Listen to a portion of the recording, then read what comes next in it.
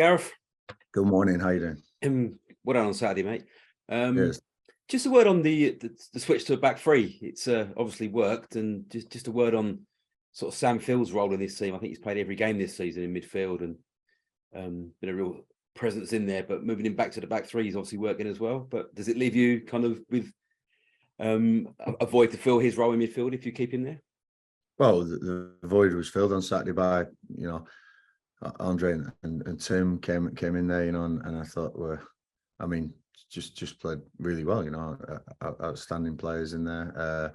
Andre Dozzell's probably the one who you're looking at to come in for Sam Field there, and I'm trying to get into Andre what Sam does, on the physical side, and probably Andre is fantastic on the technical side as well. So you sort of tit for tat on things on that side of things, and I was just so pleased to see Andre giving everything in that midfield area, battling like I think he's probably not used to, because it's a different way. My midfielders absolutely have to battle without a shadow of a doubt. They've got to win those second balls and they've got to keep the tempo up. And I just thought Sam was superb at the back. I thought switching to a back three was important.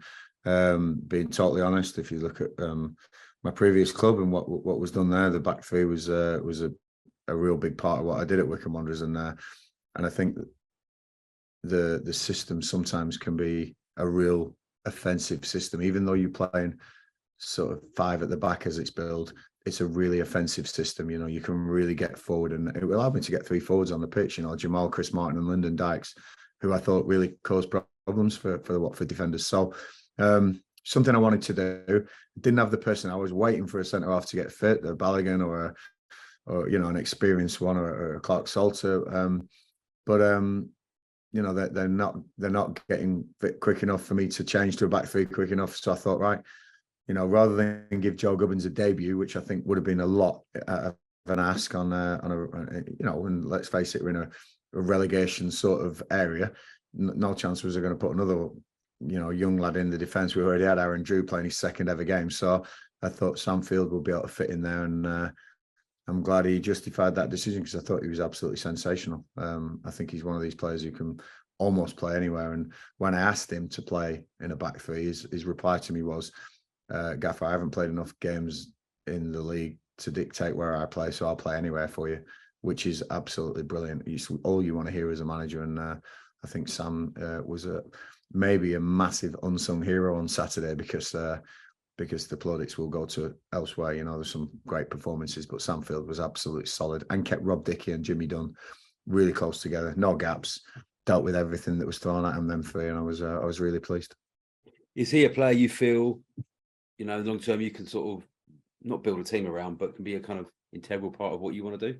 Listen, I work with players like Sam Field all day, because he delivers what he's billed as delivering. He's a warrior out there, and he's loving his football. He's an honest Birmingham lad. He's really enjoying playing football at the moment in the Championship level, and rightly so, because he could go on to big things. Because there's a lot of these players who like having the ball, like doing tricks, like getting past people. Like, you still need those players who win that ball back for you, those players who can get that ball and still play a great pass, or still play and be there solid in a tackle, winning a header at the back stick if they need to.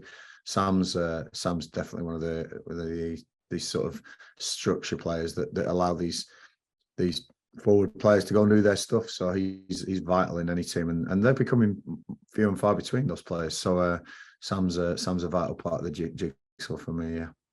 And just with Andre, he was brought in last year, and they Rangers paid decent money for him, but he's been a bit stop-start since he's been here. He's had flashes of where he's done well, and then sort of been in and out the side. Is he someone you look at and think I can sort of tap into him and get the best out of him? Yeah, I'm hoping so. I think that having an identity is important. So having an identity at QPR of a template of how we go about things, I'm never off the cuff. That's something I don't do. I'm very structured. I'm very sort of job oriented. Players know what they've got to do. Players demand from each other because they know what each other have to do, and there's accountability. There's no hiding places, and I think that Andre has been briefed on exactly what I want, and he knows what to deliver. He came and saw my assistant manager a week ago and said, "What do I need to do to get in this team?" So we told him exactly what he needs to do, and I told him exactly what he needed to do Saturday. And one of my proudest moments was when he limped off and said, "Gaffer, that's me. I'm done. That's me. I've finished." And it's genuine. It's not like I've had enough of this game. It was like, I would love to stay on, but I don't think my legs can give you what you need. Gaffer, get someone else on. What a maturity that was from Andre as well. So these boys have all, if they want a future with QPR and with me, then these are now all games I'm looking at them and saying, right, can you do the job? And definitely on Saturday they all came up trumps. And just what on Aaron Drew as well. I mean, how big a display was that for him on Saturday? I mean, to be in a winning side against a side with as talented as Watford, in his second full start, that's huge, absolutely huge. I thought both wing backs were sensational Saturday. I thought Ozzy Kaikai had his best game for a long time for the football club, and Aaron Drew. I mean, and your home debut to play against a team with I don't know what, £30 million players in and £20 million players in, and you've come up from the academy and you've had your debut a week before, and it's not gone brilliant as a team. Not Aaron. Aaron's been sensational since I walked in, but the result wasn't great at Rotherham. To pick yourself up and to say, you know what, Gaff, I'll give you everything again, and he was brilliant, Aaron. He really was, and again, cramping up. Young boy learning his trade. I think we've got a real star of the future there, and I'm looking forward to working with Aaron because he's got no fear. He's got nobody's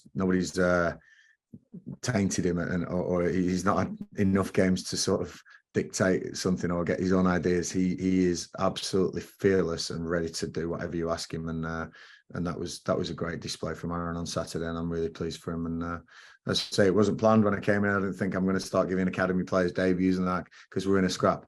But it was needs must, and obviously got to thank people like Chris Ramsey and Paul Furlong who said to me, "He'll give you everything. That boy will give you everything."